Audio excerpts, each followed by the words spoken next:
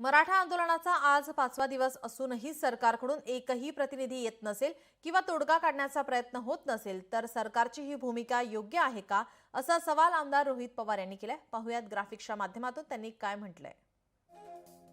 मराठा आंदोलनाचा 5वा दिवस तरी चर्चा करण्यास सरकारकडून एकाही प्रतिनिधीने जरांगे यांची भेट घेतली नाही। तोडगा काढण्याचा प्रयत्न होत नसेल तर सरकारची ही भूमिका योग्य आहे का? गेल्या वेळेस निवडणुका होत्या तर 10 मंत्री यायचे आणि आता मात्र आंदोलकांना वाऱ्यावर सोडताय। मुख्यमंत्री गणपती दर्शनात व्यस्त आहेत। एक उपमुख्यमंत्री गावाला जाऊन बसलेत, दुसऱ्या उपमुख्यमंत्र्यांचा पत्ताच नाही।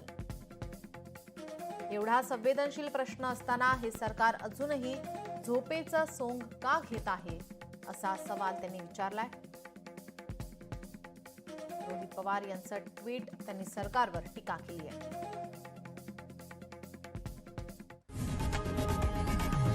लोकशाही मराठी ऐका, पहा, जागरूक रहा।